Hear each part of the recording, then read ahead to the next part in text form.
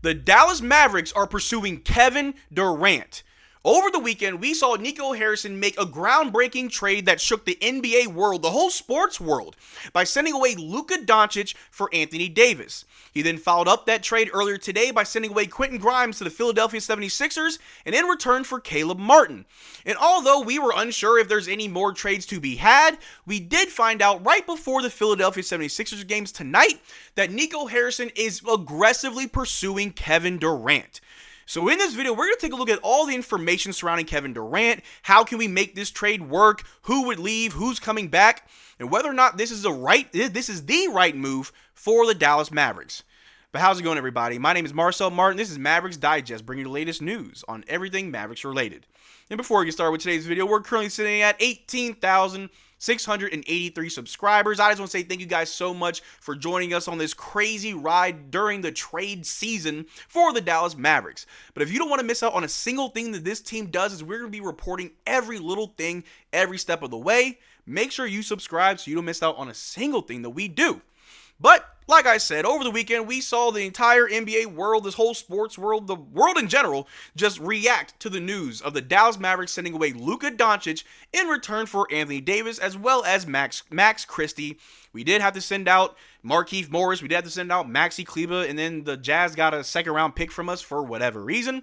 But that wasn't the only trade that went down, as we did find out earlier today that the Dallas Mavericks have traded away Quentin Grimes and the 2025 second-round pick in return for Caleb Martin. And in that video earlier today, I highlighted how our future is being mortgaged. We are running very low on draft capital, that we can even move to begin with. We're sending out young players, we're getting back older players, but that all coincides with exactly what it is that Nico Harrison said and what he wants. He is only focused on winning now, within the next 3 to 4 years. And it only makes sense to go after players that can help you win now versus players that may need some more time to cook, more time to really grow and develop. And although Quentin Grimes has been playing an excellent brand of basketball for the Dallas Mavericks this year, Caleb Martin isn't the worst trade that could possibly happen. And we did find out after the Luka Doncic trade that it has been reported multiple times that the Dallas Mavericks are still active in the trade market. They have the players and the picks to make another big move. Who do you think will target? And on this channel, we were trying to figure out what it is that the Dallas Mavericks really want. What are we going after? What could possibly be going on in the mind of Nico Harrison after he traded away Luka Doncic as well as Quentin Grimes? We talked about how maybe it's Jimmy Butler, but then we found out that Jimmy Butler is just declining all types of offers for Miami. And then I thought that, hey, maybe Lonzo Ball would be a good backup point guard for Kyrie Irving. He is making $20 million a year, so you can't really trade for him. But the buyout market is a possible route for the Dallas Mavericks. But it has been indicated that there is another trade on the move. If we take a look right here, AD on why he gave up his $6 million trade bonus, saying he's trying to help the team. Obviously, you always want to get better, and losing a monumental piece like Luka, I'm just trying to do my part and help Nico and the organization on how we can continuously get better. You do not waive $6 million unless you are told that there are more moves to be made. AD made this statement earlier today. I want to say this was right before the Quentin Grimes trade, so maybe that this $6 million was really to help get Caleb Martin, but I'd argue that this is meant for something even bigger. If we take a look right here, breaking news right before the Philadelphia 76ers game, the Mavericks have dreams of adding Kevin Durant next to Kyrie Irving and Anthony Davis. And as we all know, Kyrie Irving and Kevin Durant, they were teammates before back in Brooklyn. They almost made it to the finals if Kevin Durant didn't have a size 13 toe, let alone a whole foot, and he was on the line. The three count as a two. The Bucks go off to the finals and they win.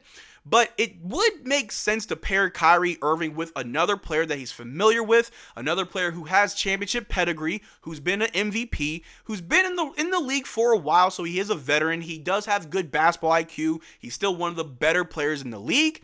If we take a look at his stats for the season, Kevin Durant is averaging 26.9 points, 6.1 rebounds, 4.2 assists, 1.3 blocks, 0.8 steals, 3 turnovers, and 1.7 fouls per game, while shooting 52% from the field and 39% from three. He shoots 44% on corner threes, 88% of his threes are assisted, and 31% of all shots are threes. And obviously, this isn't prime Kevin Durant. This isn't MVP Kevin Durant. This isn't even Oklahoma City younger version of Kevin Durant. This is a much older Kevin Durant that is still still able to help a team win a championship. If you are trying to win right now, Kevin Durant isn't the only player. But he is the type of player that you definitely have to go all in for to pair with Kyrie Irving, to pair with Anthony Davis, to make the push and win a championship within the next few years. The only problem is Kevin Durant is owed a lot of money. He is currently on a contract, or currently owed $50 million.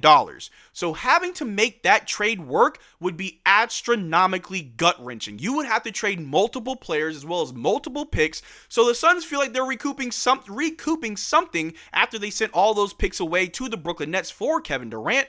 And it makes me wonder, if Nico Harrison is honestly inquiring about Kevin Durant, if he is aggressively pursuing Kevin Durant, that means that there is a real trade package out there that is being considered for Kevin Durant.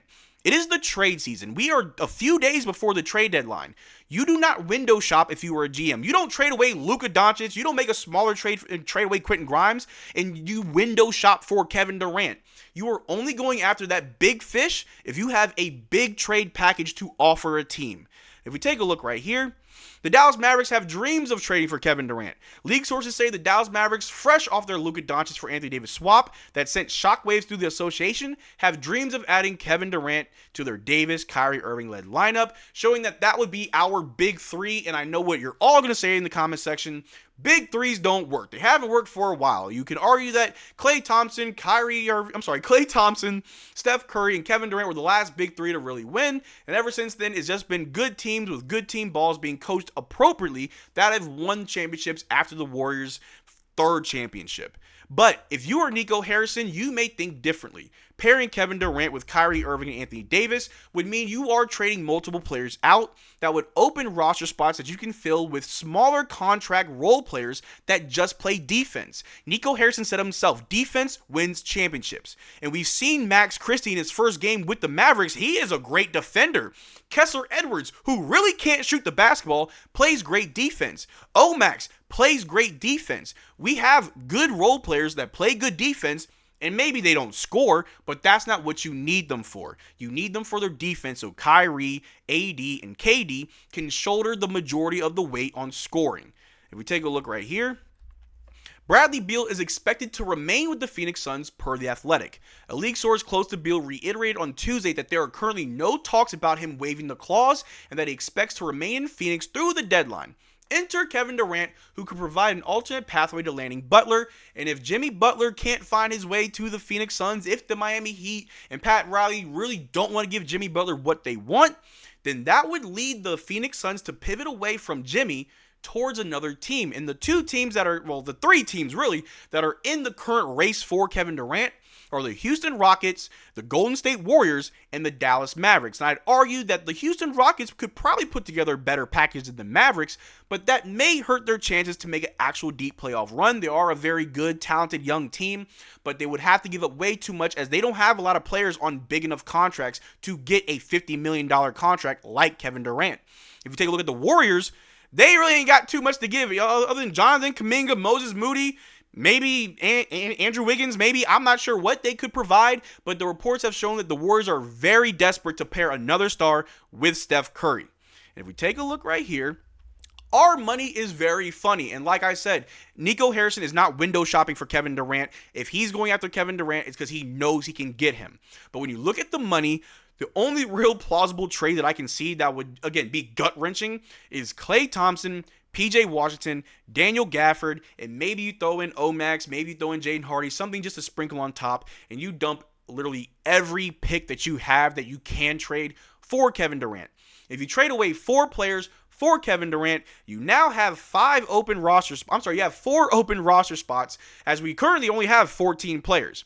Then you can turn Kyler Kelly, maybe even Kessler Edwards, Jason Gorman, Brandon Williams. You convert those two-way contracts to actual NBA contracts. So you don't have to worry about going out and finding players to fill in these roster spots. You just fill it in with role players that don't cost much, that are already here, and just tell them to go out there and play defense.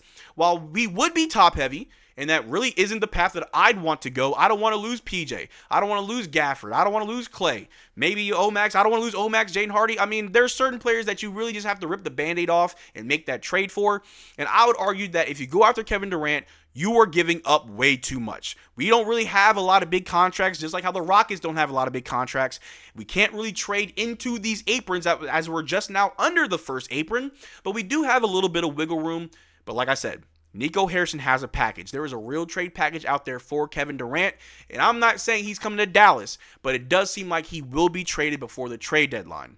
But let me know what you guys think in the comment section down below. Do you think that Kevin Durant's the answer? Would you trade what you need to for Kevin Durant to pair alongside Kyrie Irving and Anthony Davis and make a push for a championship? Let me know what you think in the comment section down below. We'd have a conversation about it. But that's what I got for you guys today. Thank you for making this far to the video. Make sure to check out our Twitter and Discord. Links in the description below. Consider becoming a channel member. We are doing a giveaway every single month on this channel. Only way to enter our giveaways is to become a channel member of any tier. But till next time, y'all take care. Drink water. Peace.